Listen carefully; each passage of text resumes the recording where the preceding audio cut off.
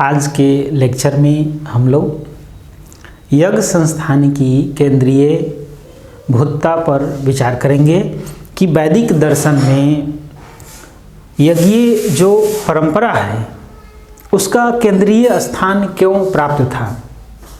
जैसा कि आप लोगों ने पिछले लेक्चर में जाना है कि जो यज्ञीय कर्म है वो सत्कर्म है, शुभ कर्म है, श्रेष्ठ कर्म है। यही कारण है कि वैदिक संस्कृति में, चूँकि वैदिक सभ्यता और संस्कृति वेदों के ज्ञान विज्ञान पे पुष्पित और पल्लवित थी और वेदों का ज्ञान विज्ञान ऋषियों के हृदय में परमात्मा की कृपा से प्रकट हुआ था। इसीलिए इस दिव्य ज्ञान विज्ञान पे आधारित होने के कारण इस सभ्यता और संस्कृति में शुभ कर्मों का वर्चस्व था, शुभ कर्मों को केंद्रीय स्थान प्राप्त था। यही कारण है कि वैदिक संस्कृति में यज्ञ को जीवन के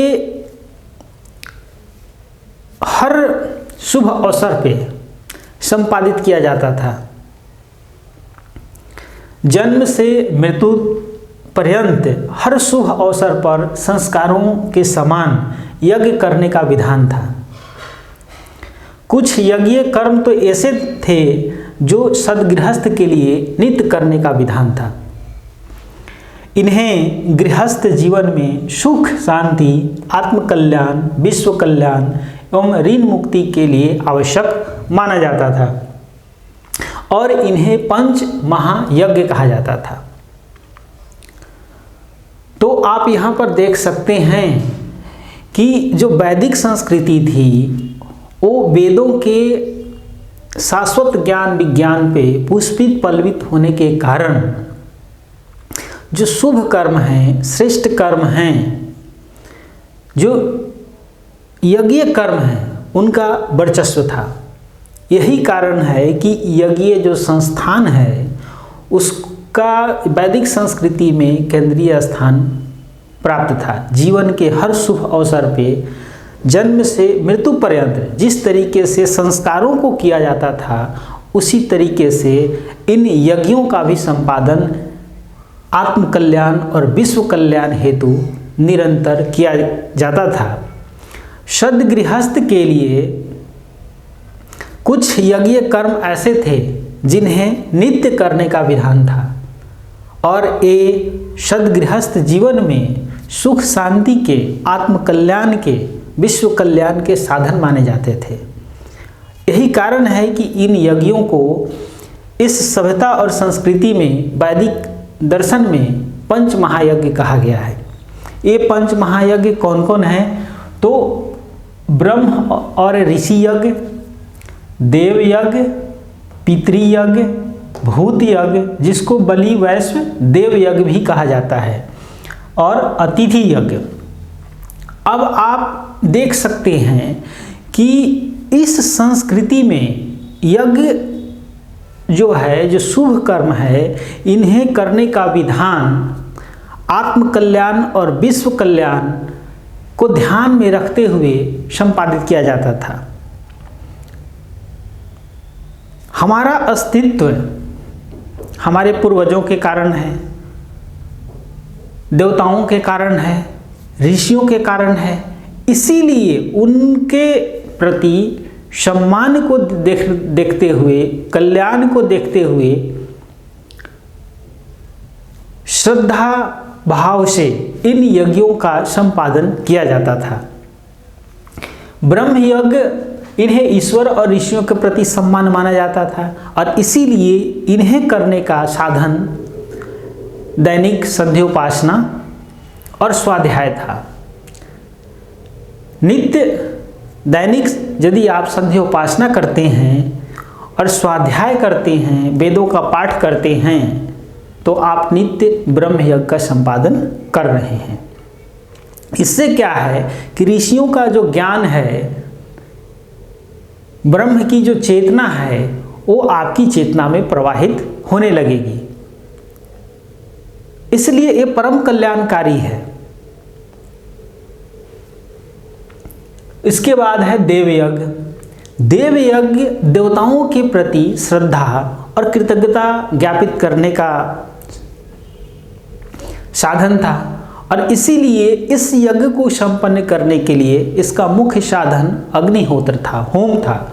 अर्थात देवताओं के प्रति श्रद्धा भाव रखते हुए उनके नाम से वैदिक मंत्रों के साथ आहुतियों को समर्पित करना, ये देवयज्ञ था। इसके बाद इससे क्या होता था? इससे सृष्टि का शोधन होता था, पर्यावरण का शुद्धिकरण होता था, जिससे सृष्टि का पोषण होता था। इसके बाद है पितृयज्ञ। पितृयज्ञ पितरों के प्रति, पूर्वजों के प्रति सम्मान प्रकट करने का, कृतज्ञता प्रकट करने का साधन था। और इस यज्ञ को संपन्न करने के लिए श्राद्ध और तर्पण दो कर्मों को किया जाता था। आप यहाँ पर ये ध्यान रखेंगे कि श्राद्ध सिर्फ और सिर्फ मरने के बाद नहीं किया जाता है। श्राद्ध का वैदिक संस्कृति में जो शास्त्रीय ग्रंथ हैं उनमें अर्थ होता है श्रद्धा के साथ, सम्मान के साथ किया गया शुभ कर्म। जो भी शुभ कर्म है जो श्रद्धा और सम्मान के साथ हम करते हैं उसे श्राद्ध कहा जाता है। और दूसरा है तर्पण।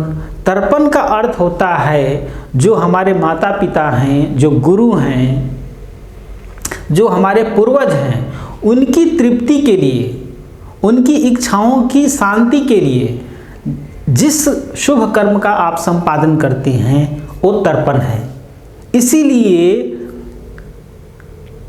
पितृयज्ञ के रूप में श्राद्ध और तर्पण, जैसे गुरु की आज्ञा का पालन करना, माता पिता की आज्ञा का पालन करना, पितरों के प्रति श्रद्धा भाव रखना, शुभ कर्मों का संपादन करना, उनके बताए हुए रास्ते पर चलना, ये सारा कर्म क्या है? पितृयज्ञ है, जो नित्य कर सकते हैं। चौथा है भूत यज्ञ।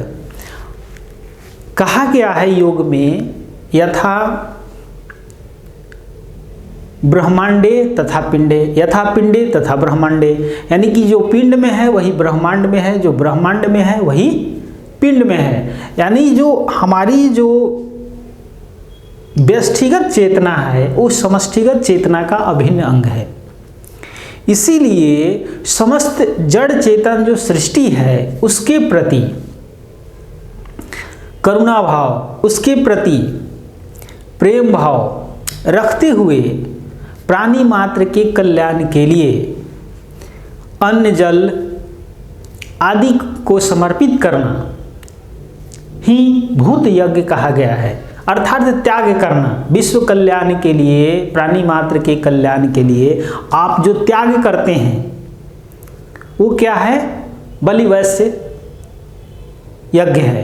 जैसे गाय को, कुत्ते को, पक्षियों को अन्न जल प्रदान करना, वृक्षों को पानी देना। आज भी घरों में आप देखते होंगे माताएं तुलसी जी को, पीपल वृक्ष को पानी डालती हैं। उसके पीछे जो है इसी भूत यज्ञ की भावना है। कुत्ते को रोटी खिलाती हैं, गाय को रोटी खिलाती हैं, पक्षियों को दाना डालती हैं। तो इसके पीछे भूत यज्ञ की भावना है, जिसे करते हुए आप प्राणी मात्र के कल्याण में योगदान दे सकते हैं। पांचवा है अतिथि यज्ञ। अतिथि यज्ञ का अर्थ होता है कि जो भी संत जन हैं, ज्ञानी जन हैं, सत्पुरुष हैं, जो विचरण करने वाले हैं आत्म कल्याण और विश्व कल्याण हेतु, जो निस्वार्थ भाव से विचरण करने वाले हैं, उन्हें जब भी वो सदगृहस्थ के घर पे आएं तो उन्हें, जैसे संत, महात्मा, योगी, सन्यासी, भिक्षुक आदि यदि सदगृहस्थ के घर पे आते हैं तो सदगृहस्थ का एक कर्तव्य है कि उन्हें अन्न जल आदि और सेवा भाव से उन्हें संतुष्ट करें और उन्हें उनके लोक कल्याणकारी कार्य में तन मन धन से उनकी मदद करे। ये क्या है? अतिथि यज्ञ है। इससे संसार का कल्याण होता था, इससे प्राणी मात्र का कल्याण होता था और जो सन्यास की जो परंपरा है उसका पोषण होता था। यही कारण है कि ये अतिथि यज्ञ भी अत्यंत ही महत्वपूर्ण है। और अब देख सकते हैं कि इन यज्ञों के माध्यम से कितना कल्याण हो रहा है। जैसे ऋषि यज्ञ के माध्यम से आपको परमात्मा का, ऋषियों का दिया हुआ दिव्य ज्ञान आपको प्राप्त होता है, जिससे आपका मन मस्तिष्क पवित्र होता है, निर्मल होता है, शुभ संकल्पों का जागरण होता है और आपके जीवन में उन्नति का, प्रगति का मार्ग खुल जाता है। जब आप देव यज्ञ करते हैं तो देव यज्ञ करने से जो दिव्य, जो सद्गुण हैं, उनके प्रति आपके अंदर समर्पण का भाव जागृत होता है। अब उनके नाम से जब अग्नि में आहुति समर्पित करते हैं तो उस सुगंधि से वातावरण का शोधन होता है, जिससे सृष्टि का कल्याण होता है। जैसे आप इसे उदाहरण स्वरूप समझिए कि यदि आपको घी किसी को खिलाना हो तो आप एक व्यक्ति को बुलाएंगे, 2 व्यक्ति को बुलाएंगे, 4 को बुलाएंगे, तो 10 को बुलाएंगे तो 10 को नहीं खिला सकते हैं। लेकिन वही घी जब आप अग्नि में समर्पित कर दें तो उसका जो सुगंध है वो सूक्ष्म रूप में वातावरण में फैल करके प्राणी मात्र तक पहुंच जाता है। वृक्ष, वनस्पति, पशु, पक्षी सब के पास पहुंच जाता है। इससे सृष्टि का कल्याण होता है, आपको शुद्ध प्राण शक्ति मिलता है, जिससे आपकी प्राण शक्ति बढ़ती है। इसीलिए जो देव यज्ञ है ये भी अत्यंत ही महत्वपूर्ण है। इसके बाद पितृयज्ञ है। माता, पिता, गुरु, पूर्वज, उनके प्रति श्रद्धा भाव से उनकी तृप्ति के लिए जो भी शुभ कर्म का संपादन करते हैं, ये क्या है? पितृयज्ञ है। इससे भी हमें क्या होती है? हमें माता पिता की, गुरु की, पूर्वजों का आशीर्वाद मिलता है, जिससे हमारे जीवन के जो विघ्न बाधाएं हैं उनका परिशमन होता है और आपके जीवन में उन्नति और प्रगति का मार्ग खुल जाता है। भूत यज्ञ से भी आप देखते हैं कि सृष्टि के प्रति आपके अंदर कल्याण का भाव आता है, लोक संग्रही जीवन दृष्टि का विकास होता है। आपका जीवन प्राणी मात्र के लिए उपयोगी हो जाता है, कल्याणकारी हो जाता है। इसलिए भूत यज्ञ अत्यंत ही महत्वपूर्ण है। अतिथि यज्ञ, जब आप जो लोक कल्याण के लिए विचरण करने वाले सत्पुरुष, ज्ञानी, संत, महात्मा, योगी जन या अतिथि को आप अन्न जल से संतुष्ट करते हैं, उनकी आवश्यकता अनुसार मदद करते हैं, तो उससे भी लोक कल्याण होता है। इसीलिए ये सभी यज्ञ अत्यंत ही महान दृष्टि के साथ महान उद्देश्य की पूर्ति करने वाले हैं। इसीलिए इन्हें पंच महायज्ञ की संज्ञा दी गई है। अब देखिए, इस तरह का यदि लोक संग्रही जीवन दृष्टि हो, सदगृहस्थ हो समाज में, तो समाज में स्वर्गीय आनंद हो, इसमें क्या अतिशयोक्ति हो सकती है? सहज रूप से जिस समाज में इस तरह के मनोभाव वाले व्यक्ति रहेंगे, 5 यज्ञों को करने वाले व्यक्ति रहेंगे, उस समाज में स्वतः ही कोई दुखी नहीं रहेगा कोई अभावग्रस्त नहीं रहेगा, कोई पीड़ित नहीं रहेगा, समाज में सुख शांति का, आनंद का वातावरण पैदा हो जाएगा। आज जो आप समाज में इतनी समस्याएं देखते हैं, उनका मूल कारण है कि इन यज्ञों का, इन यज्ञीय भावों का लुप्त हो जाना। इसीलिए ये यज्ञीय जो भाव हैं, ये आपके अंदर दिव्यता का जागरण करते हैं, एक स्वर्गीय समाज का निर्माण करने में सहायक हैं। इसलिए ये अत्यंत ही महत्वपूर्ण है। इसके अतिरिक्त राजसूय यज्ञ, वाजपेयी यज्ञ, अश्वमेध यज्ञ आदि का भी वैदिक संस्कृति में विधान था, लेकिन ये सारे यज्ञ राजाओं के द्वारा किए जाते थे और कभी कभी किए जाते थे। जैसे सम्राट बनने के लिए राजा अपनी आप को चक्रवर्ती सम्राट घोषित करने के लिए करते थे। जब उन्हें प्रजा में उत्साह का संचार करना होता था, एक नई चेतना का संचार करना होता था, तो इस तरह के महान यज्ञों का वो संपादन करते थे। इस तरीके से आप स्पष्ट रूप से देख सकते हैं कि वैदिक जो दर्शन है, जो वैदिक सभ्यता और संस्कृति है, इसमें जो यज्ञीय संस्था है उसको केंद्रीय स्थान प्राप्त था। तो आज हम लोगों ने यज्ञ संस्थान की केंद्रीय भूतता को देखा। अगले लेक्चर में हम लोग नए टॉपिक के साथ मिलेंगे। तब तक के लिए ओम शांति।